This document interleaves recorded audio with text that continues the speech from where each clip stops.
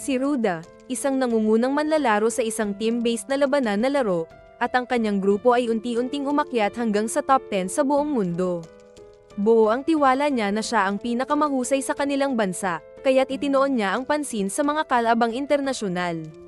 Ang laro, na kilala sa buong mundo, ay pumapalit ng mga baril sa mga bomba, na nagbibigay ng mas malalim na estratehiya. Kahit na wala siyang trabaho sa loob ng 22 taon, si Ruda ang namamayani sa digital na mundong ito, pati na rin sa pagkakaroon ng nabyang in-game. Kaya niyang manatili roon magpakailanman, isinusuko ang totoong buhay. Bigla siyang nagising sa isang kagubatan, may parachute sa kanyang likod at masakit ang katawan. Litong-lito, tinanggal niya ang parachute, at hindi niya maalala kung paano siya napunta roon. May dugo sa kanyang ulo. Nang tingnan ang kanyang cellphone, walang signal. Isang kakaibang bato ang nasa kanyang kamay, wala namang sakit. Inisip niyang dinukot siya, kaya't agad niyang hinanap ang paligid at nakakita ng bag na may mga damit. Isang maliit na pouch, at pagkain. Determinado siyang alamin kung nasaan siya, kaya't pumasok siya sa gubat. Sa takot sa mga dambuhalang insekto, agad siyang tumakbo. Pagkalabas ng kagubatan, tanging karagatan lang ang nakita niya. Unti-unting bumalik ang kanyang alaala, ipinasok siya ng kanyang ina sa isang trabaho sa convenience store nang hindi niya alam na naging sanhi ng pagtatalo. Pagkatapos, habang namimili, nilapitan siya ng mga lalaking nakasuot ng itim. Kinain niya ang huling bento. Pero ngayon ay hindi na niya alam kung kailan siya ulit kakain. Na-curious siya sa maliit na pouch, hindi sa kanya iyon, kaya't binuksan niya ito at tiningnan ang laman. Nang kalikuti ng isang bagay, biglang may lumitaw na countdown. Sa gulat, itinapon niya ito, sumabog. Nabigla siya sa presensya ng mga bomba, kaya't nagdesisyong tumakas. May nakita siyang tao sa di kalayuan, kaya't sinubukang humingi ng tulong, ngunit binato siya ng bomba ng estranghero. Nakilala ni Ruda ang pagkakatulad sa kanyang laro, kaya't kinuha ang bag at tumakbo. Hinabol siya ng walang tigil ng kalaban. Akala niya ay nakaligtas na, ngunit muli siyang binomba. Wala nang ibang paraan, kaya't gumanti siya, pero hindi sumabog ang kanyang bomba. Naalala niya ang tamang sequence para i-activate ito, at nang papalapit na ang kalaban, inihagis niya ito. Sumabog, ngunit may delay at mahina. Wala siyang tagubilin kung paano gamitin ang mga ito ng maayos. Nakahalata ang kalaban at muling humabol, pero bago siya makita, lumitaw ang isang hagdang may bombang naka-aim sa kanyang likod. Tinanong ni Ruda kung nasaan sila at kung ano ang tungkol sa mga bombang ito. Nang matuklasan ng kalaban na wala siyang alaala, inakala niyang wala itong banta at muling naghagis ng bomba, ngunit mintis, kaya't muling nakatakas si Ruda. Tumakbo si Ruda, balak ng sumuko, pero binomba pa rin siya, kaya't bumagsak siya sa damuhan. Hindi man siya nakikita, pinaalalahanan siya ng batong hawak niya, malapit ang kalaban. Parang raider ito, napagtanto niyang hindi siya pwedeng magtago magpakailanman. Kumuha siya ng bomba, isang time type. Habang ang bomba ng kalaban ay sumasabog agad, ang kanya ay may delay, gaya sa laro. Naalala niyang kabilang siya sa top 10 sa buong mundo, kaya't sinubukang pakalmayan ang sarili, ito ang larangan niya. Hindi alam ng kalaban kung nasaan si Ruda, kaya't naghagis ito ng mga bomba sa paligid. Lumusong si Ruda sa tubig para makatakas. Inaasahan ng kalaban na lulutang siya, kaya't nag-abang ito ng may hawak na bomba, di alam na may tanim na pala si Ruda sa ilalim. Huli na nang mapansin ito. Mula sa ilalim ng tubig, nakita ni Ruda ang mga bahagi ng katawan ng lalaki na bumagsak, at siya'y nasuka sa sobrang pagkadiri. Pinilit niyang intindihin na ito ay isang uri ng pagtatanggol sa sarili. Maya-maya, nanaginip si Ruda ng isang bagsak na job interview sa isang gaming company.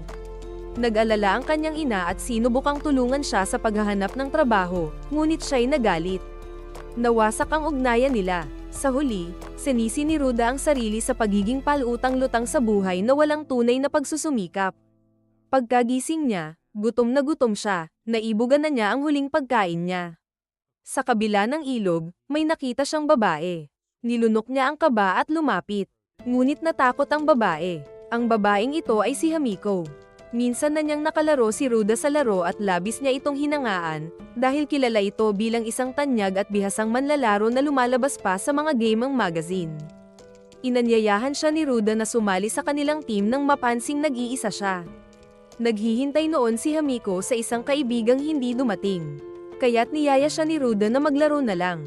Para kay Hamiko, tila iyon ay tadhana. Kinabukasan, humingi ng tawad ang kaibigan ni Hamiko sa hindi pagdalo sa kanilang plano dahil sa mga bisitang dumating ng biglaan. Ikinwento ni Hamiko na nakalaro niya ang isang kilalang gamer, at agad siyang hinangaan. Makalipas ang ilang araw, nag-cosplay sila bilang kanilang mga avatar at nagpicture. Napaisip si Hamiko kung ano kaya si Ruda sa totoong buhay, paano kung matanda na pala siya. Natawa ang kaibigan niya at sinabing, "Mangarap ka naman minsan." Ngayon, habang stranded sa isla, si Hamiko, isang ordinaryong high school student, ay napapaisip kung ito ba'y isang uri ng parusa. Napansin niya ang isang bag na may lamang mga granada at kinilabutan sa ideya ng pagpatay. Pagtingin niya sa kagubatan, nakita niyang maganda ito, pero kinatakutan pa rin niya ang mga insekto. Sa huli, nagpasya siyang magpahinga sa lilim. Naalala niya ang isang pangyayari sa paaralan kung saan may ipinakitang papel ang kanyang mga kaklase, isang papel na may kasamang tsismis. Kapag isinulat mo ang pangalan ng isang tao roon, mawawala raw ito, at makakatanggap ka ng 1,000,000 yen. Biglang nagising si Hamiko, at nakita niyang may 3 mas matatandang lalaki sa harapan niya. Hindi siya sinaktan ng mga ito at sinabing mapayapa ang kanilang layunin. Iminungkahi nilang bumuo ng grupo at gumamit ng mga bomba upang manghuli ng isda para may makain. Halos walang buhay sa isla, at maliban kung may dumaan na barko, maaaring ang tanging paraan para mabuhay ay ang makilahok sa nakamamatay na laro. Ang lalaking tila mabait ay iginiit na huwag makisali sa ganitong kalupitang laban. Ngunit tinawanan siya ng lalaking may bandana at tinawag siyang ipokrito. Ipinakilala nito ang sarili bilang isang guro na palaging alam ang tama at mali, at may hawak na 4th degree black belt sa judo. Ngunit aniya, sa larong ito, walang silbi ang galing sa pakikipaglaban kung bomba ang kalaban. Habang tumataas ang tensyon, lalo pang kinutya ng lalaking may bandana ang guro. Itinapon niya si Hamiko palayo at pinilit ang guro na pumili. Mamatay ng may prinsipyo, o lumaban at talikuran ito. Ginamit ni Hamiko ang kanyang electric baton para makatakas. Binitiwan siya ng lalaki at sinabing pagsubok lang daw yun, isang paraan para mapuko ang mata ng guro sa realidad. Nagbotohan sila para sa magiging leader ng grupo, at sa hindi inaasahang dahilan, si Hamiko ang napili. Di nagtagal, may bumagsak mula sa langit na supply drop, pan ng pagkain at tubig. Sabay-sabay silang 3 na nagpista. Nang bumalik ang guro, iminungkahi niyang raysionin ang supply. Sa halip na makinig, sinaksak ng lalaking may bandana ang kanyang leeg, itinuring siyang sagabal. Sa matinding gulat, binalikan ni Hamiko sa alaala ang araw na bumisita sila ng mga kaibigan sa bahay ng isang nakatatandang lalaki.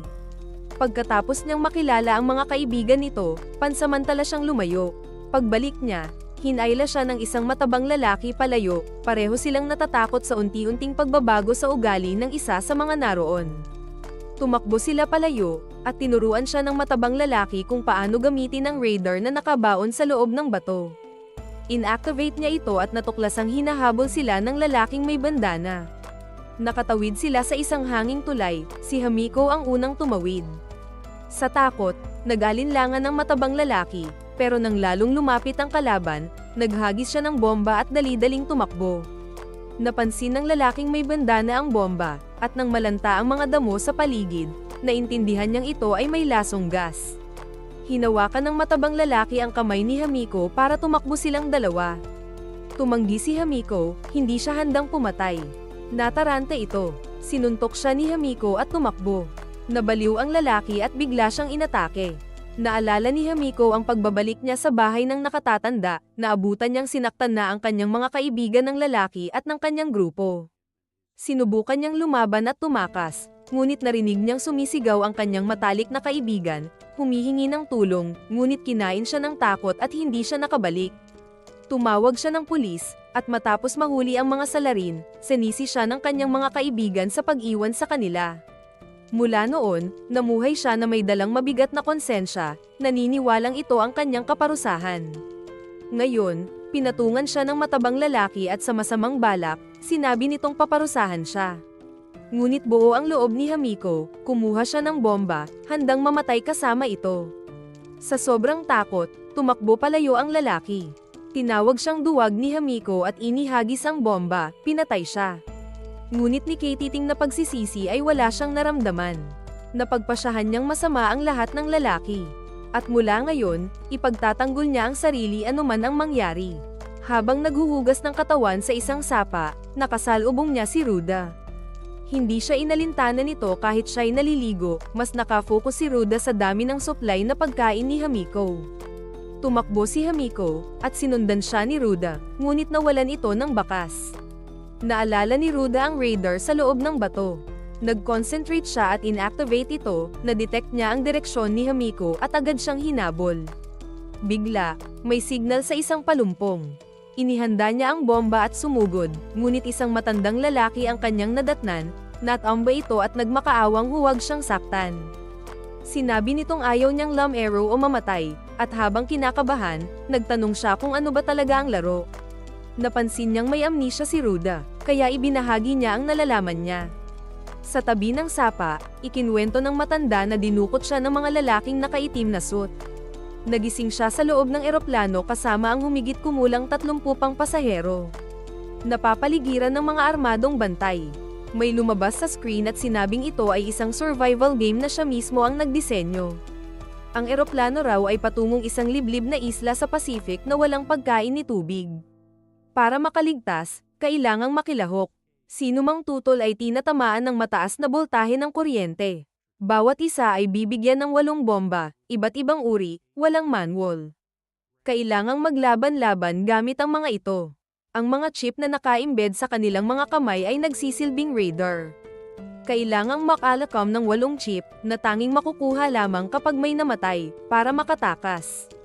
Tumayo si Ruda noon upang tutulan ang lahat at tila kilala niya ang lalaking nasa screen. Ngunit agad siyang tinamaan ng kuryente, nawalan ng malay, at nagtamo ng sugat sa ulo. Pagkatapos, sapilitang isinusuot sa kanila ang mga parachute at isa-isang inihulog mula sa eroplano. Automatikong nagbukas ang mga parachute, pero yaong tumutol, kinuryente pa rin at nahulog ng walang proteksyon. Ang lalaking nasa screen ay tila kilala si Ruda bilang isang top-rank na manlalaro. Ngayon, nauunawaan na ni Ruda kung bakit siya nagising na duguan sa isang gubat. Unti-unti, napagtanto ni Ruda, ang mga patakaran ay kahawig mismo ng larong minsan niyang pinamunuan.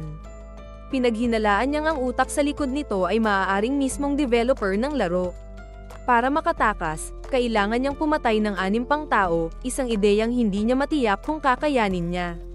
Napansin ng matanda ang gulat sa mukha ni Ruda at iminungkahi ang isang alyansa. Dahil sa pag-aalinlangan ni Ruda, inakala ng matanda na ayaw niya. Ang totoo, natakot si Ruda, ang pakikipagsanib puwersa ay nangangahulugang doble ang kailangang patayin, 14 na tao sa kabuuan. Ayaw ng matanda na makilahok sa karahasan, umaasa lamang siyang may ibang paraan para makatakas. Ngunit nanahimik si Ruda, kaya inisip ng matanda na tinitingnan siya nitong pabigat. Sa huli, pumayag si Ruda sa isang kondisyon, nais niyang makita ang uri ng bombang dala ng matanda. Tumanggi ang matanda, ipinaliwanag na wala pa ang tunay na tiwala sa pagitan nila. Ang pagtatago ng uri ng bomba ay isang paraan upang igalang at protektahan ang isa't isa. Naunawaan ni Ruda na matalino at maingat ang matanda, at doon siya nakaramdam ng tiwala, hindi siya pagtataksilan nito. Sa wakas, binitawan nila ang pagdududa at ipinakilala ang kanilang mga pangalan.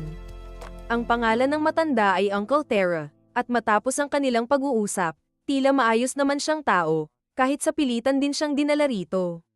Bigla, may tunog na umalingaw-ngaw mula sa langit, kaya't sinundan ito ni Ruda upang imbestigahan.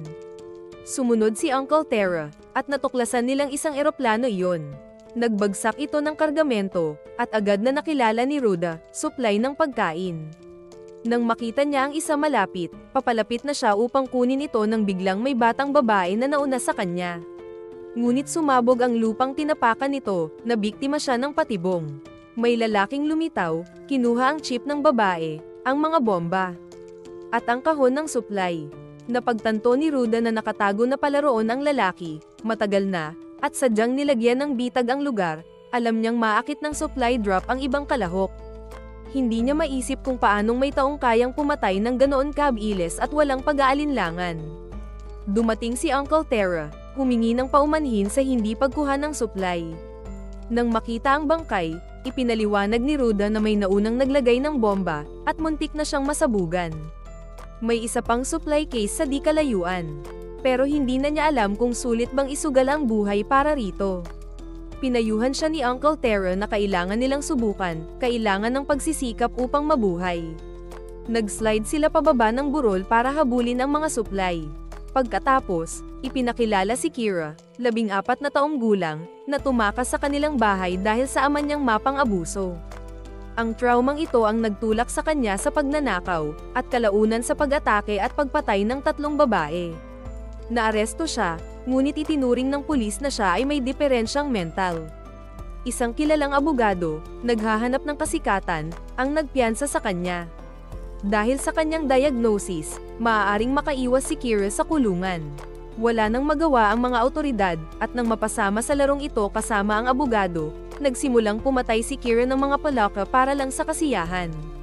Naniniwala pa rin ang abogado na maaari pang baguhin si Kira, ngunit hindi niya alam kung paano ito kausapin. Nang dumating ang supply drop, nais ng ama ni Kira na siya ang manguna sa grupo. Hindi sinasagot ni Kira ang kanyang ama, at ang katahimikang ito ang lalo pang nagpapalala sa galit ng matanda. Sa lugar ng drop, kinuha ng ama ni Kira ang kanyang bomba at inilagay ito sa puno upang pabagsakin ang supply. Ngunit si Kira lamang ang makapag-activate nito, kaya't napilitan siya mismo ang magpa-detonate. Lumikha ito ng vacuum, at bumagsak ang puno. Inangkin ng ama ang mga supply at ipinahayag na tanging ang kanyang mga tagasunod ang maaaring kumain. Nang tumutol ang abogado, itinaboy siya ng lalaki, sabay sabing batas ng gubat ang umiiral dito. Galit na galit, sinigawan niya si Kira at tinakat pa ito. Na siyang nagbalik ng masasakit na alaala ng pang-aabuso. Idinikit ni Kira ang bomba sa kanyang ama, hindi nito naalis agad ang kanyang damit, kaya't napatay siya ng paghigop ng bomba. Inasahan ni Kira na ipagtatanggol siya ng abogado, ngunit sapat na ang lahat. Kahit masama ang ama, mas masahol si Kira. Tinawag niya ang bata bilang isang sumpa sa sangkatauhan at tumakas. Dumating sina Ruda at Uncle Tara. Hindi sila napansin ni Kira, marahil dahil hindi na-detect ng radar ang mga hindi gumagalaw. Nakita nila si Kira sa tabi ng bangkay. Tahimik lang itong nagsalita, sa lugar na ito, walang batas, tanging ang kaligtasan ang mahalaga. Ang malakas ang mabubuhay, ang mahina, mamamatay. Kinuha ni Kira ang mga bomba mula sa kanyang ama, kaya napilitan sina Ruda at Uncle Tara na tumakas. Ngunit hindi niya papayagan ang kanilang pagtakas, ang islang ito ay kahalintulad ng larong kanyang pinagtagumpayan. Gamit ang radar, sinundan ni Kira ang kanilang kinaroroonan. Nag-aalangan si Ruda kung lalaban siya o magpapatuloy sa pagtakas. Bigla, nadulas si Uncle Tara at naspray ng bukong-bukong. Ipinilit niyang tumakbo na si Ruda at iwan siya. Nag-atubili si Ruda, dapat ba niyang isugal ang kanyang buhay para sa isang estranghero? Sa huli, nagpasya siyang itago ang matanda habang siya naman ang magpapalayo ng atensyon ng baliw. Determinado, binalak niyang linlangin ang bata at kunin ang kanyang mga bomba, naniniwalang mas magaling siya naman ang dating top player sa buong mundo. Pareho nilang ginamit ang radar para hanapin ang isa't isa. Nang magtagpo na, hinarap ni Ruda si Kira. Nagbagsakan sila ng mga bomba sa estratehikong paraan, agad nilang napansin ang husay ng bawat isa. Ngunit napansin ni Ruda na 3 bituin lamang si Kira, samantalang siya ay 4. Tuwang-tuwa si Kira na makaharap ang isa pang manlalaro at agad siyang nakipagsabayan. Samantala, sinamantala ni Uncle Tara ang pagkakataon para kunin ang chip mula sa katawan ng ama ni Kira. Habang inaalam ni Ruda ang uri ng bombang ginamit ni Kira, nagtakda siya ng patibong habang tumatakas. Sa kasab-ikan ni Kira, nahulog siya sa bitag, ngunit mahina ang pagsabog at hindi siya napigil. Inasahan ni Kira ang isang ambush kaya naghagis siya ng vacuum bomb papunta sa bag ni Ruda, ngunit mabilis itong naitapon ni Ruda. Napagtanto ni Kira na magaling si Ruda sa laro, pero hindi ibig sabihin ay malakas siya sa totoong buhay. Sinubukan niyang sermonan si Ruda habang sinasabi ang kanyang lokasyon, sabay pinasabog ang bomba, dahilan upang tumama ang ulo ni Ruda sa bato. Nagsimulang magdikit ang realidad at laro sa isip ni Ruda, parang gameplay na ang lahat. Nalulunod sa adrenaline, nagpatuloy siya. Gamit ang walang lamang bag, Hinaranggan niya ang vacuum bomb at tuloy-tuloy ang galaw. Gumamit si Kira ng radar pero walang makitang galaw. Inakalang hindi gumagalaw si Ruda. Naghagis siya ng mga bomba nang walang direksyon. Bigla na lang lumitaw si Ruda mula sa likuran. Paikot-ikot siyang tumakbo upang hindi siya ma-detect. Ginamit niya ang isang propesyonal na taktika, radar jamming. Inactivate ito sabay sa paggamit ng radar ni Kira upang lumikha ng interference.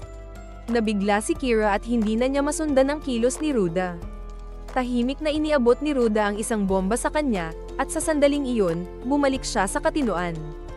Halos nakapatay na naman siya. Pinigilan niya si Kira, kinuha ang gamit nito, at umalis. Tinanong siya ng bata kung ano ang pangalan niya, at sumagot si Ruda gamit ang kanyang in-game alias. Doon lamang napagtanto ni Kira, si Ruda ang kaisa-isang Japanese player na nasa global rankings. Natuwa siya, at lalo siyang naengganyo sa islang ito. Makalipas ang ilang sandali, magkasamang kumain sina Ruda at Uncle Tera, ang una nilang tunay na pagkain sa maraming araw.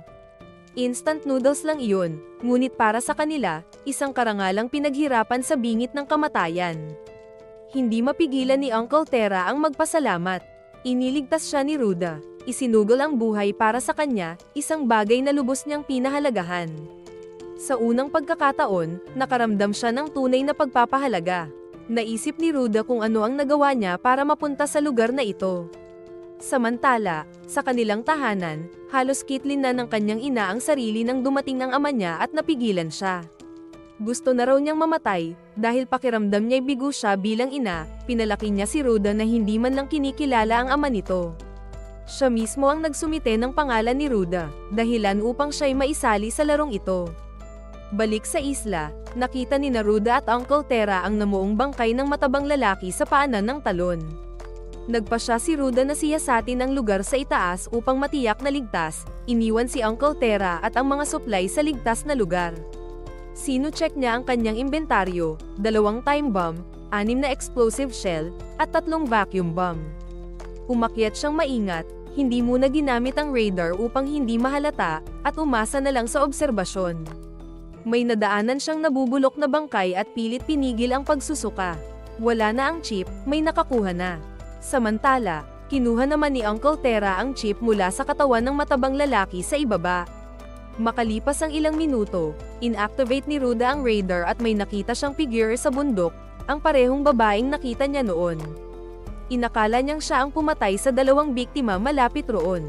Si Hamiko, na nakaramdam ng scan, agad nagpakawala ng poison gas bomb, kaya napilitan si Ruda na lumabas mula sa kagubatan at harapin siya. Napansin niyang may 4 na bag si Hamiko, alam niyang dehado siya sa dami ng bomba. Sinubukan niyang makipag-usap ng mahinahon. Pumayag si Hamiko na makinig at inilapag ang kanyang bomba. Ngunit dahil sa sobrang pag-iingat ni Ruda, nagduda siya, inihinalang nililin lang siya, kaya naghagis ng bomba. Nakaligtas si Ruda at sumugod.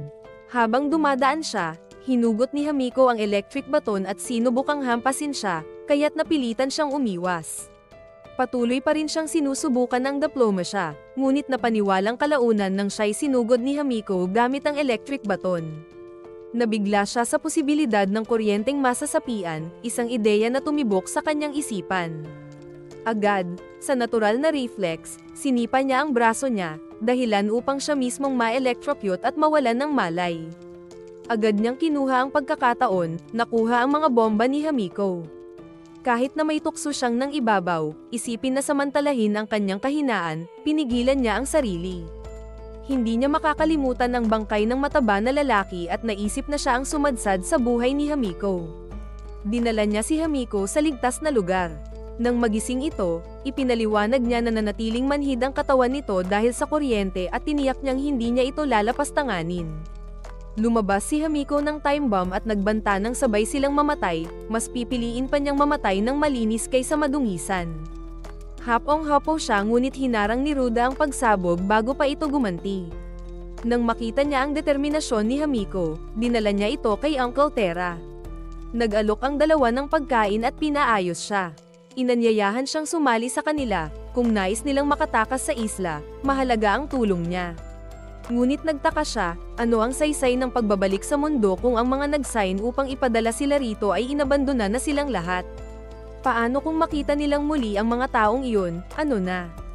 Nalito si Ruda kung paano niya nalaman iyon, ngunit sinabi ni Hamiko na ini-file ng mga kaibigan niya ang kanyang pangalan. Kapag naalala niya si Uncle Tera at ang pamilya nito, parang dati silang magkaibigan, pero nagkaroon ng hidwaan sa isang customer. Dahan-daang nauunawaan ni Ruda, lahat sila rito ay itinakwil sa mundo ng labas, kaya sila napili. Ngayon lang niya lubos na maunawaan na ang sariling inapala niya ang nag-submit ng pangalan niya. Hindi pa siya handa tanggapin iyon.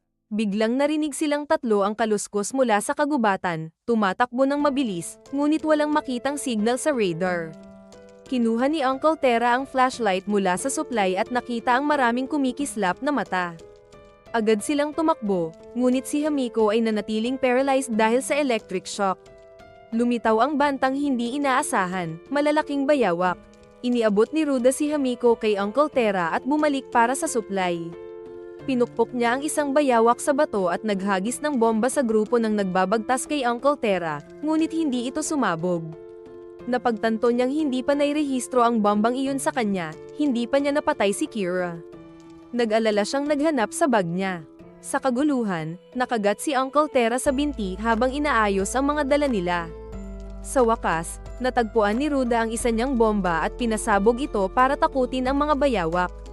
Nakaligtas sila, si Ruda hawak si Hamiko, si Uncle Tera hawak ang mga bomba at iba pang gamit. Namangha ang matanda sa sakripisyo ni Ruda, kaya niyang tumakas mag-isa, ngunit tumigil siya at tinulungan sila pareho. Hinikayat niya siyang huwag maging sarkastiko sa sarili. Tunay na natakot din siya, ang bawat paglabas ay pakiramdam niyang ito na ang huling pagkakataon. Hindi niya alam kung makakabalik o tatamakasin sila. Naiisip niya ang sinabi ni Hamiko, na maaaring tama iyon. Kahit na mabait siya sa pamilya, diktador siya sa trabaho at may mga ginawa siyang hindi maipagmamalaki, hindi nakakagulat kung ayaw siya ng iba. Tinanggap na niya iyon bilang kanyang parusa. Muling umatake sa kanila. Naiwalay si Uncle Tera sa dilim ng kagubatan.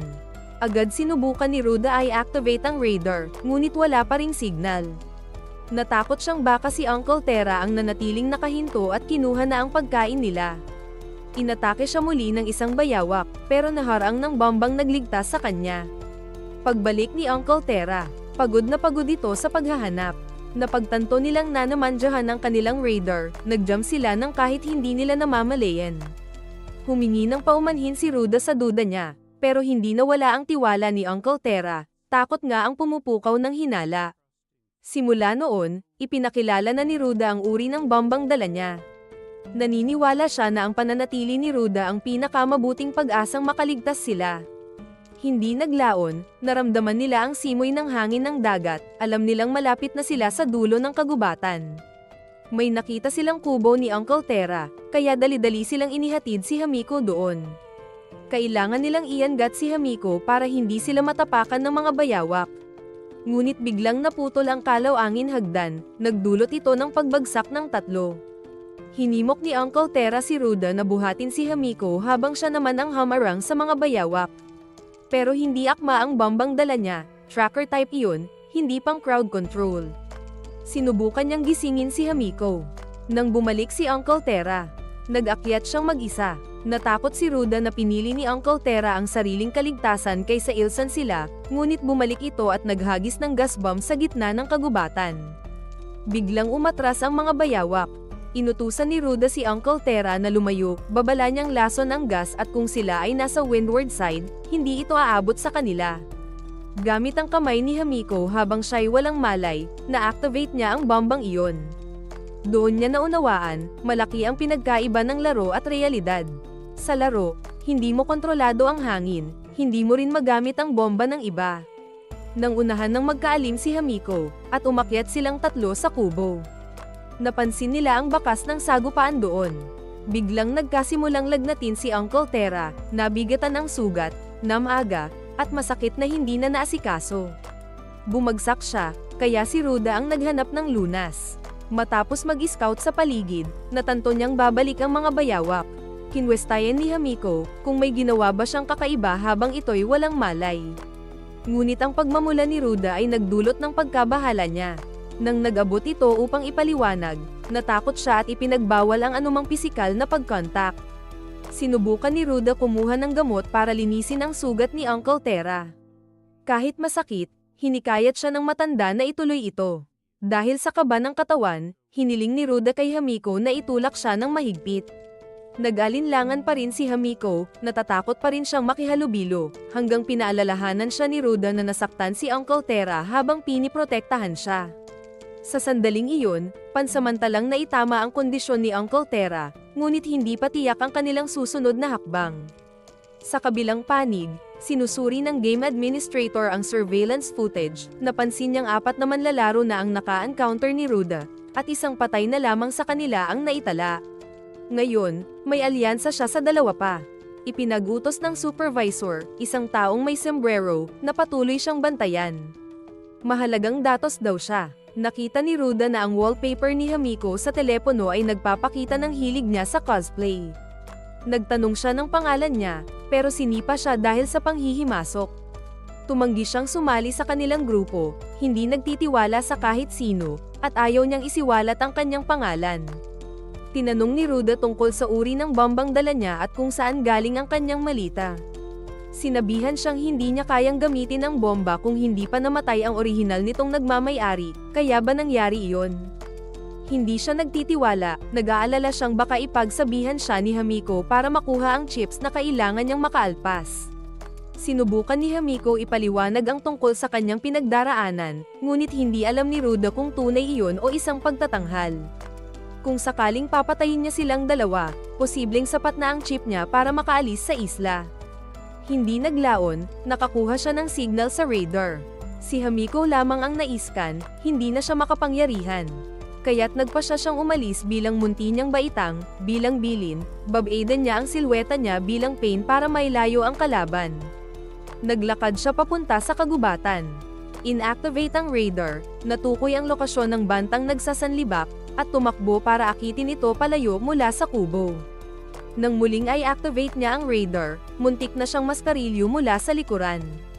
Napaiwas siya ng hikbi, ang sumugod ay ang lalaking may headband, mula sa matagal nang nakatakas si Hamiko. Tumakbo si Ryuuta pababa at nagbanta gamit ang bomba. Hawak ng lalaking iyon ang kutsilyo, pinilit siyang sumama, ngunit nang tumanggi siya, nagpatuloy sa pananakot. Biglang lumipad ang ibang bomba, iyong abogado na kasama ng headband man. Nakita niyang iba-iba pa ang uri ng bomba ng abogado, mapanganib ito. Tinulak siya ng abogado na patayin si Ryuuta agad. Sa gulat, nakuha ni Ryuuta ang kuryente at umalis agad. Hindi siya hinabol agad ng headband man. Sinundan siya ng palihim upang hanapin ang kanyang taguan. Bumalik si Ryuuta kina Uncle Tera at Hamiko, ngunit malamig ang pakikitungo ni Hamiko, hindi na sila pinansin at tila handa nang umalis. Mabilis nilang natunton ang kanilang lokasyon, may karanasan sa militar ang mercenary at sinusundan lang ang mga bakas. Nang makita uli niya si Hamiko, naalala ang electric baton nito at ang gamit mula sa matabang lalaki, hinala niyang siya ang may gawa rito. Hiniling niyang ibigay ang kanilang mga chip. Sinubukan ni Ryuuta iwaksi ito gamit ang baton at humanap ng puwang sa laro, para makatakas ng hindi damyugo, ngunit pinagtawanan siya. Noong umatake ito ng kutsilyo, tinakbo ni Uncle Tera at natalo ang 4 sa kanyang mga daliri. Nataman si Ryuuta, at nahulog sa kubo. Pagkabangon niya, nakaipit siya sa puno. Dumiretso siya pabalik, ngunit nakita niya si Uncle Tera, nag-iisa at duguan. Naiwan ang telepono ni Hamiko. Nang makita ang wallpaper, napagtanto ni Ryuuta, siya nga ang Hamiko na minahal niya sa laro noon. Ipinagmalaki ni na Uncle Tera na manatili si Ryuuta, dahil baka mabaliw kung iiwanan siya. Nangako si Ryuuta na magbabalik na may dalang gamot, at umalis. Samantala, si Hamiko ay nakakadena at tinorture ng 2. Sinimulang hiwain ng mercenary ang kanyang kamay nang magbigay signal ang radar, buhay pa si Ryuuta. Pinadala niya ang abogado para pasabugin ang lugar habang naghanda siya sa pag-atake kay Ryuuta gamit ang kutsilyo, akala niyang wala ng bomba ang binata. Narinig ang pagsabog. Naghintay ang mercenary, hindi niya alam kung buhay pa sila. Bumalik lamang ang abogado, nauna na nagtapon ng bomba kay Ryuuta, ngunit nawala na ito. Gumamit sila ng radar, ngunit hindi ni-detect si Ryuuta, nananahimik lang. Pumasok siya sa kubo, pasok sa kwarto kung saan nakakadena si Hamiko. Huli niya ang isang bomba sa ere. Di na ito pinasabog, malugod siyang naka-recover nito. Nailigtas niya si Hamiko. Binanggit ang paglalaro nila noon at napaisip, siya ka ba talaga, Hamiko? Tumango si Hamiko, ang Ryuuta nga siya noon, ngunit hindi sinabi ng kusa, kaya natakot siyang nagkamali siya. Habang tumakas sila, need-detect sila muli ng radar. Ipinadala ng mercenary ang abogado para habulin si Ryuta. Tinuntun siya at naghagis ng bomba, ngunit nakaligtas si Ryuta at gumanti gamit ang bagong bomba. Ngunit nahuli muli si Hamiko. Inanyaya ng mercenary si Ryuta na magmano-a-mano, iniwan niya ang kutsilyo. Plano ni Ryuta kunin iyon, hinala niyang alam niya kung nasaan ang 8 chips, 2 pag-aari ng mercenary, 2 kay Hamiko at sa Fatman, 2 kay Uncle Tera at abogado, at 2 kay teacher at sa sarili niya. Bakas ang armas ni Ryuta, kaya hinayaang kunin ito ng mercenary. Ngunit agad siyang hinabol at nalunod sa pagdedepensa, iniakusahan siyang sumuway sa patakaran sa mano-a-mano. Nagmadali si Hamiko na tumulong. Ngunit natulak siya, gayon din, nakapaglagay siya ng gas bomb sa mercenary. Habang kumalat ang usok, tumakas si Ryuta at si Hamiko. Napako si Ryuta, nakakita ng takbuhan. Umaakyat siya at inilawit ang kamay para buhatin si Hamiko, nahawakan siya ng mercenary sa binti. Sumabog ang bomba, mali ang timer, 3 segundo lang pala, hindi 10. Pareho silang nakaligtas ng milagroso. Nabantayan ng Game Master, na siya ang talong paborito ngunit natalo. Balikan ang alaala ni Hamiko noong tinakwihan siya ng mga kaklase, nag-isa siya sa bahay. Lumapit si Ryuta, walang tanong, dahil para rin siya may dalang sikretong tayo rin daw tayo'y may mga ganito. Kailangan lang malaman na hindi niya siya iiwan. Sa ngayon, nakakuha si Ryuta ng karagdagang 3 chips, ngunit hindi pa babayaan ng laro ang kanyang isip katulad ng ibang Naseron. Samantala, ginagamit ng mga operators ang 3D simulations ng mga contesters para sa susunod na laban. Nang gabing iyon, natulog sina Ryuta at Hamiko sa kubo, delikado ang gabi. Inalok niya ng pagkain, at umalis palihim para magbihis. Nang bumalik, plano niyang matulog sa ibang kwarto. Pinayagan siya ni Hamiko, basta huwag siyang lalampas sa boundary. Inakala niya isang baliw kung walang armas. Sana nga siya ang Hamiko ng laro, dahil isang hindi nakaasahang walang trabaho, namumulubi sa virtual. Inuna niya ang online friends, si Hamiko lang ang nakakita sa tunay niyang sarili. Kaya todo siyang nag-alala para sa safety niya. Ngunit mali ang kanyang inakala. Akala niyang tulog siya, ngunit kinukontrol lang nito ang damdamin. Sa oras ng kahirapan, dumating siya, si Ryuta na kilala niya. Pero nanatili si Hamiko na biten sa galit sa lahat ng lalaki, pero si Ryuta iya hiwalay. Sa laro, pangarap niyang magpakasal, at parang natupad sa buhay. Sunog liwanag, ginising si Hamiko sa takot. Walang ideya si Ryuta kung sino iyon, pero sinabi ni Hamiko parang multo ang nakita niya. Tulad ng tila bitbit ang ilaw, inisip niya player iyon at napadpad. Nagdalawang isip si Hamiko nang hatiin ang kanilang landas. Walang signal ang radar. Nakita ni Ryuta ang isang ilaw, iniwan siya ng tiyakan sa flashlight at radar kung may mangyari. Sa lugar na iyon, inispeksyon niya, Filipino patrol hideout daw iyon. Sa loob, wala siyang nakitang tao, ngunit may nakalatag na maletang naglalaman ng supply. Nagsimulang magduda si Ryuta na ito'y isang patibong. Nang papalayo na siya, biglang lumitaw sa likuran niya ang multo at sumugod gamit ang armas. Mabilis siyang nakailag. Halos tamaan siya sa kasunod na atake, ngunit habang nakasabit ang kanyang katawan sa karit, naitulak niya palayo ang kalaban. Doon niya napagtanto, ang multo ay isang babae. Wala itong kamay na may chip, kaya pala hindi siya need-detect sa radar. Naisip niya kung gaano nakatagal itong naroroon. Bumalik siya upang tawagin si Hamiko, ngunit sa gulat nito'y nasapak siya sa mukha. Nang makita nila ang babae, nagising ito sa takot nang mamukhaan si Ryuta, kaya hiniling ni Hamiko na lumabas muna siya. Mag-isa kasama ang babae, pinakinggan ni Hamiko ang kanyang kwento. Isa siyang nurse sa isang maliit na ospital, na nagtrabaho ng walang humpay hanggang sa hindi na niya namalayang umabot na siya sa edad 40. Isang araw, nasangkot sa kaso ang doktor na kanyang hinahangaan. Tinangka niyang tumulong, ngunit sa huli, siya ang sinisi. Hindi nagtagal, nahanap na lamang niya ang sariling kasama sa laro. Nakilala niyang muli ang doktor sa loob ng larong ito, at ginamit siya nito upang makipagtulungan.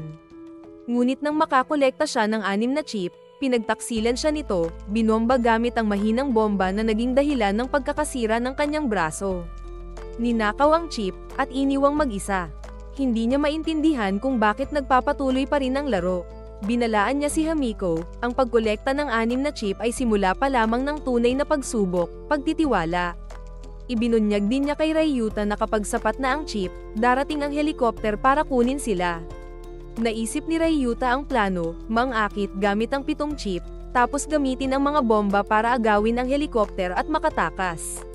Gusto niyang balikan si Uncle Tyra, ngunit hindi pa rin sinasabi ni Hamiko kung ano ang mangyayari sa oras na makakolekta ng 6 na chip. Nagpaalam sila, at itinuro ng babae ang pinakamabilis na daan pauwi.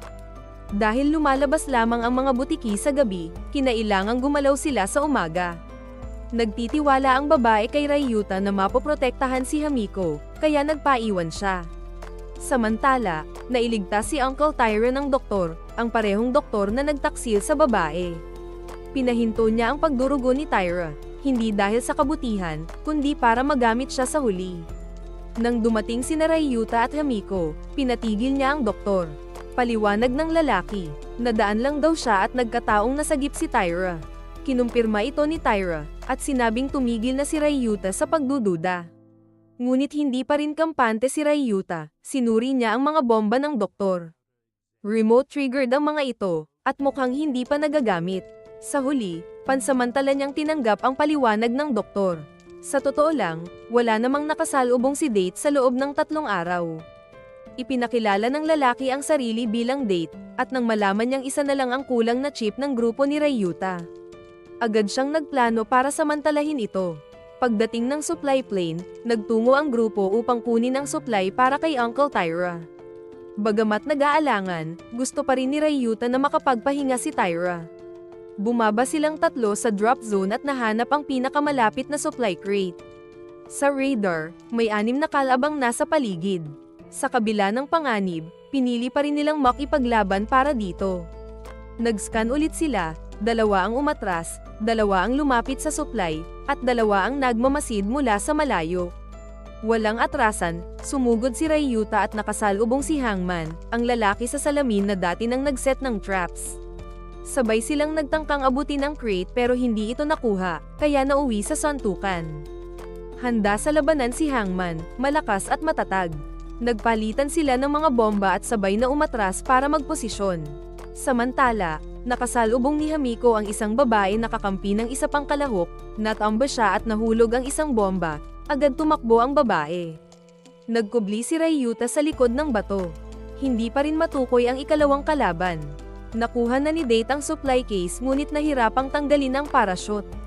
Inatake sila ng kaaway gamit ang gas bomb, kaya napilitan si Date na iwan ang crate. Pinasabog ni Ryuta ang isang bomba upang maputol ang parachute at hinagis ang case sa sarili niya, saka tumakbo palayo bago mahuli. Nakaligtas si Hamiko at tinakat ang babae gamit ang stun baton. Nang makabangon ang babae, naghagis ito ng panibagong bomba. Matapang itong nagsalita, proximity triggered daw ang mga bomba niya. Habang kay Hamiko ay may timer pa. May dalang bakal na pamalo ang babae, ang tanging panangga ni Hamiko ay ang baton. Habang tumatakas si Ryuta, biglang hinarang ng incendiary bombs ang kanyang daraanan. Galing ito sa isang lalaking kasama ni Kira. Inutusan siya ni Kira na tapusin si Ryuta, ngunit tumanggi ito. Biglang sumugod ang lalaking may salamin, sinipa sa mukha si Ryuta, inagaw ang supply case, at tumalon sa tubig para mapatay ang apoy. Nasundan si Ryuta ng isa pang sipa, napatapon din siya sa tubig. Inutusan ni Kira ang lalaki na salubungin si Ryuta sa pampang habang paakyat na ang iba. Kahit may stun baton si Hamiko, hindi pa rin siya nanalo. Ang babaeng kalaban, mahusay sa psikolohiya, napansin ang sobrang pagdepende ni Hamiko sa mga defense tools. Ginamit niya ito upang guluhin ang isip ni Hamiko, pinilit siyang umatake ng pabigla-bigla, dinisarmahan, at naitali. Habang nakagapos, pinilit ng babae si Hamiko na sumuko. Dati handang magpakamatay si Hamiko, pero ngayon, Ayaw na niyang mamatay, kahit hindi niya alam kung bakit. Hanggang bigla niyang napagtanto, dahil kay Ryuta.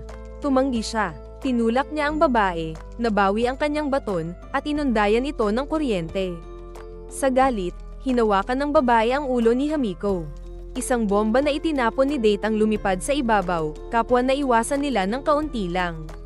Balak niyang patayin si Hamiko at ang babae, ngunit nang makita niyang buhay pa ito, lumapit siya na nagkunwaring nag-aalala na parang siya ang nagligtas sa kanya. Alam ng babae na hindi siya mapagkakatiwalaan. Pero kung magsalita siya ay agad siyang gagantihan. Samantala, nakarating si Ryuta sa tabing dagat. Napansin niya ang lalaking nagpakawala ng mga firebombs at hindi siya lumutang upang hindi makita. Hindi alam ng lalaki na naroon si Ryuta. Napansin nito ang malita at palihim na nilapitan para kunin, ngunit napalit ang minahan at napatay siya. Nakuha ng lalaking may salamin ang isa pang chip. Lumabas si Ryuta at tinakat siya gamit ang bomba, kaya pinilit ang lalaki na isuko ang mga bomba at ang malita. Sumunod ito, hindi maintindihan ni Ryuta kung bakit madaling sumuko ang lalaki. Nag-ingat si Ryuta at pinataboy siya, pinaghihinala ang patibong ito. Hiniling niyang ipakita ang mga kamay nito, takot na may itinatagong detonator, ngunit walang ipinakita ang lalaki, kaya lalo pang naduda si Ryuta. Habang papalapit si Ryuta, pina-activate ng lalaki ang detonator na nakatago sa bibig niya. Akala niya'y nanalo na siya, pinaandar ang radar, pero hindi naapektuhan si Ryuta. Natuwa ang organisasyon na nagmumonitor ng laro sa kanilang engkwentro, 3 na ang chip ni Ryuta. 4 naman sa kalaban. Hindi kailangang pumatay, ang pagnakaw lang ng kinakailangang chip ang susi sa pagtakas. Nakatago pala sa manggas ng lalaki ang remote detonator, at kinukuha ito sa bibig kapag hindi pinapansin ni Ryuta. Pero napaglaruan siya ni Ryuta, hindi siya lumapit ng diretso sa malita, sa halip pamwesto sa paraang naligaw ang tingin ng lalaki. Inaasahan niyang susugod ang lalaki sa usok para kunin ang mga gamit kaya nagtapon siya ng bomba, pero nilagpasan siya nito. At kinuha pa ang patay na katawan para hanapin ang isang firebomb. Lumusong si Ryuta sa tubig para iwasan ang pagsabog, walang magawa habang nanluloob ang lalaki na tumakas dala ang malita. Ngunit, hindi inaasahan, tinawag ng lalaki si Ryuta sa pangalan. Nagulat si Ryuta at tinanong kung paano niya nalaman, walang sagot, lumingon lang ang lalaki at lumayo. Pagbalik sa pampang, muli niyang nakita si Kira. Pinuri ng bata ang kanilang duel at nais magkaroon pa ng rematch balang araw.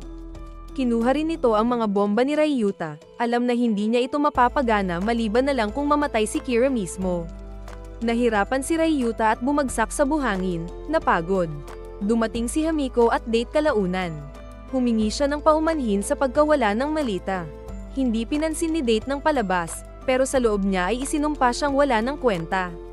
Niyakap ni Hamiko si Ryuta bilang pag-alala. Habang pauwi, hindi pa rin maintindihan ni Ryuta kung paano nalaman ng lalaki ang kanyang pangalan. Napansin niya nakahawig nito ang dati niyang kaklase, si Oda, na mahusay sa sports at academics at sikat sa mga babae, ngunit pinili si Ryuta bilang pinakamalapit na kaibigan. Minsan hinimok siya ni Oda na umamin sa crush niya, pero ikinahiya ni Ryuta ang sarili dahil natatakot siyang mamuhay ng walang karanasan. Isang araw, nakita ni Ryuta ang babae na umiiyak dahil kay Oda. Nang hingan niya ng paliwanag, nalaman niyang nagkaroon sila ng relasyon. Nagalit si Ryuta at sinaktan si Oda. Pareho silang nasuspinde, at umalis si Oda sa paaralan. Narinig ni Ryuta na ngayon ay namamahala na siya sa isang malaking club. Napaisip si Ryuta na sana ay nalaman niya ang buong katotohanan noon. Posibleng si Oda nga ang lalaking iyon. Kinailangang pagtulong-tulungan ng kakaunting supply na nakuha ni Date. Naiinis siya at pinagsisihan ng pagsali sa grupo, nagdesisyong makatakas o makakuha ng chip agad. Sinubukan ni Ryuta pakainin si Uncle Terra na mahina pa rin. Sinuri siya ni Date at naisip na ang lason ng butiki ang nagpapabagal ng paggaling. Naalala ni Ryuta na may gamot sa bahay ng matandang babae, kaya tinulungan niya si Date na pumunta doon, dahil alam nito ang gamot. Hindi nagtitiwala si Hamiko kay Date kaya sumama siya. Naiwan si Uncle Terra at nangako si Ryuta na babalik na may gamot. Habang naglalakbay, binalaan ni Hamiko si Ryuta tungkol kay Date, pero nagtitiwala pa rin siya rito. Naniniwala na totoo ang kabutihan nito dahil nagbahagi ito ng pagkain at iniligtas si Uncle Terra. Pagdating, nagtulungan silang itago ang katotohanan tungkol sa matandang babae mula kay Date. Nagkunwari kung paano nila nahanap ang lugar. Naghiwa-hiwalay silang tatlo upang maghanap ng gamot. Unang nakarating si Date sa cabinet at kumuha ng ilang bote, kadalasan ay lipas na. Tinawag niya si Ryuta at tinanong kung nagtitiwala siya, dahil narinig niya ang hinala ni Hamiko. Pinili pa rin ni Ryuta ang magtiwala. Iniabot ni Date ang malita at inutusan siyang bantayan ito. Biglang bumalik si Hamiko at hinimok si Ryuta na itapon ang malita. Nang malaman ni Date na nalantad siya, pinasabog niya agad ang bomba. Nagtawanan, akala niyang patay na si Ryuta. Nilihis niya ang atensyon upang habulin si Hamiko, pero tinusok siya ng matandang babae mula sa likuran. Agad niyang nakilala ito. 10 minuto bago iyon, kumonsulta si Hamiko sa matandang babae tungkol sa gamot at nalaman na antibiotics at painkillers na lang ang natira. Tinuruan siya ng babae sa storeroom, kung saan nila natagpuan si Date, isang matandang kakilala. Binalaan niya si Hamiko tungkol sa lalaki at sa malita. Nagmadaling bumaba si Hamiko para sabihan si Ryuta pero huli na. Dinala siya ng matandang babae, bagamat wala na siyang lakas para lumaban. Sumunod si Date at pinasabog ang bomba upang hadlangan sila. Pinalabas niya sila, pumwesto para magbantay. Kinuha ng matandang babae ang bomba mula kay Hamiko at ibinato ito kay Date. Nagulat siya at tumakbo, pero inakit niya ang babae sa patibong kung saan nagtanim siya ng mga pampasabog. Pinasabog niya iyon, at habang hawak ng matandang babae ang isa pang bomba. Pinaandar niya ang pangalawang pagsabog. Namatay ang matandang babae habang hinahabol ni Date si Hamiko para makuha ang natitirang mga chip at lisanin ang isla. Binigyan niya ito ng huling pagkakataon na sumama. Tumanggi si Hamiko, alam niyang tulad niya, nagtaksil si Date sa matandang babae noon. Itinapon niya ang bomba sa kanya, handa na siyang mamatay, ngunit hindi pala ito na-activate. Ito pala ay bomba ni Ryuta. Lumitaw siya mula sa likod ni Hamiko, buhay pa. Madali lang siyang nakaligtas. Napansin niyang tumakas si Date at itinapon ang malita. Nagtago malapit doon at nagtamo lang ng mga bahagyang sugat. Ngayon, tanging mga bomba na pinapagana sa remote na lang ang hawak ni Date, habang hawak pa ni Ryuta ang kalamangan. Tinanggal na ni Ryuta ang lahat ng pagkabataan at nagpa siya na tapusin na ito. Tumakas si Date, sinubukang akitin si Ryuta sa isang patibong. Pinuntahan niya si Ryuta papunta sa isang tanim na pampasabog, pero nailipat na pala ni Ryuta ang bomba sa taguan ni Date. Naghanda si Ryuta na tapusin na ito, pero biglang bumalik ang matandang babae. Buhay pa siya at piniling siya mismo ang tapusin si Date. Ngunit, matapos lang mag-sorry, hindi niya magawang tamaan ang gitna, bahagyang napalampas niya lang ang gilid nito. Sa huli, pinatawad niya si Date. Hindi maintindihan ni Ryuta ang awa niya, pero bahagya itong naintindihan ni Hamiko. Siguro babae lang ang nakakaunawa ng sakit ng kapwa babae. Nagpa siya si Ryuta na bumalik na may gamot para kay Uncle Tyra. Sa daan, plano niyang suriin ang mga bangkay ng matabang lalaki, ng ama ng baliw na bata, at ng lalaking may basket na nakita niya noon. Dapat ay may 6 na chip lahat-lahat.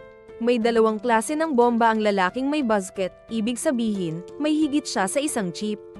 Pagbalik kasama si Hamiko para siyasatin, napansin nilang wala na ang 3 katawan. Nagsisi si Hamiko sa pagpatay sa matabang lalaki, pero tiniyak ni Ryuta na kinakailangang pagtatanggol iyon. Naguluhan si Ryuta at naisip na si Uncle Tyra lang ang nakakaalam tungkol sa 3 iyon. Pag-uwi sa kubo, umakyat siya sa hagdanan at nakarinig ng tunog, mga sensor ng tracking bomb. Si Uncle Tyra lang ang may ganoong gamit. Habang naghihintay, nagkaroon si Uncle Tyra ng mga hallucination dahil sa pagkakahiwalay. Narinig niya ang boses ng anak niya, tumakbo palabas, at bumagsak. Nais niyang makabalik sa anak ngunit inisip niyang kulang siya sa chips. Biglang lumitaw ang imahe ng asawa niya, pinaalala na meron siya. May 2 siyang chip mula kay Kai's ama at sa matabang lalaki. 3 mula sa stash ni Ryuta, at 2 pa mula kay Hamiko at Ryuta, sapat na para makatakas. Kaya ngayon, tina-target niya silang 2. Habang papalapit sina Ryuta at Hamiko sa kubo, nagising ang mga butiki. Naghintay si Uncle Tyra na umakyat sila, at naghanda siyang pasabugin ang bomba. Nang sumunod ang bomba sa kanya, tumalon siya pababa at tumakas. Sinundan pa rin siya ng bomba, kaya nilipad niya ito gamit ang bakal na pamalo. Bumalik ang bomba, bagamat na diretso, sumabog pa rin ito malapit. Nasugatan si Ryuta sa hita. Tumawag silang dalawa kay Uncle Tyra, pakiusap na itigil niya. Naintindihan ni Hamiko na ito na ang pagsubok na sinasabi ng tiyahin niya noon. Habang nagmamasid si Ryuta para sa panganib ngunit walang nakita, naisip niyang nagbago si Uncle Tyra dahil sa paulit-ulit na pag-iwan sa kanya na nagdulot ng malalim na takot. Sa kanya, nakita niya ang refleksyon ng mga matatanda na kinamumuhian ni Hamiko. Ang ama niya, abala sa trabaho, ay pinabayaan ng pamilya kaya nagdiborsyo ang ina at nag-asawa muli. Tinanggihan ito ni Hamiko at ginulo ang kanilang buhay. Ngayon, ganoon din ang ginagawa niya kay Uncle Tyra. Tumayo si Hamiko, determinado na protektahan siya. Naiintindihan niyang sumasabog lang ang bomba kapag malapit, kaya kinuha niya at pinatay ito. Nakita ni Ryuta ang kanyang kabayanihan at naunawaan na siya talaga ang Hamiko mula sa laro. Napansin ni Uncle Tyra ang pagbabago, tinarget si Hamiko, pero naaga ito ni Ryuta. Natakot si Tyra at tumakas. Sinundan sila, hindi upang patayin siya, kundi upang maabot. Hindi niya naintindihan, akala niya gustong patayin siya, at habang nahuhulog sa Dalesdis, inihanda niya ang huling bomba. Ngunit ang taos-pusong paghingi ng tawad ni Ryuta at ang paghingi ni Hamiko ang kumilos sa kanya. Inamin niya ang pagkakamali, at dahil dumating na ang mga butiki, tinanggap ni Tyra ang kanyang kapalaran. Humingi siya ng paumanhin sa pamilya sa kahinaan, nilihis ang bomba sa sarili, at pinasabog ito. Narinig ang pagsabog, dali-daling pumunta sila at nakita siyang patay. Sinisi ni Ryuta ang sarili na hindi nila naayos ang mga bagay ng mas maaga, ngayon ay huli na. Tahimik silang bumalik sa kubo. Ikinwento ni Ryuta kay Hamiko na si Uncle Tyra ay tao lang, mahina, naguguluhan, at tuluyang nasira. Inamin niyang siya ay nagkulang na naging dahilan ng nangyari. Tinanong siya ni Hamiko kung gusto niyang umalis sa isla. Ipinakita niya ang 3 chip mula sa katawan ni Tyra. Kapag pinagsama sa kay Ryuta at sa kanya, sapat na ito para makatakas. Inalok niya ang buhay niya para makaalis siya. Wala nang ibang mapagpunan, naging tanging kanlungan ni Ryuta siya. Kahit sa digital na mundo, paulit-ulit siyang iniligtas ni Ryuta, nakatayo sa tabi niya sa mga oras ng kawalan ng pag-asa. Siya ang dahilan ng kanyang buhay. Ngunit hindi ito matanggap ni Ryuta. Siya ang Hamiko mula sa laro, ang matagal niyang hinahangad na makilala. Sa halip na sakripisyo, humingi siya ng halik. Bagamat dapat silang magdamagan ng walang tulog, napansin ni Ryuta ang natitirang takot niya. Lumitaw sa isip ni Hamiko ang imahe ni Oda, na nagtulak kay Ryuta na kumilos. Pero tinanggihan niya iyon, sinigaw na maglaho si Oda. Bumaling siya kay Hamiko at pinayuhan na huwag mawalan ng pag-asa. Nangakong sabay silang maghahanap ng chip at sasama sa pagtakas. Kapag dumating ang oras, gusto niyang makipag-date sa kanya. Nagyakapan sila. Samantala, nagmadaling nag-deploy ng helicopter ang mga organizer para kunin ang kanilang mga gamit mula sa isla. Sa loob ng isang araw, kailangan ng makuha lahat. Magpapatuloy ang mga natitirang manlalaro sa pakikipaglaban hanggang sa dumating ang kanilang oras na makauwi. At dito nagtatapos ang anime.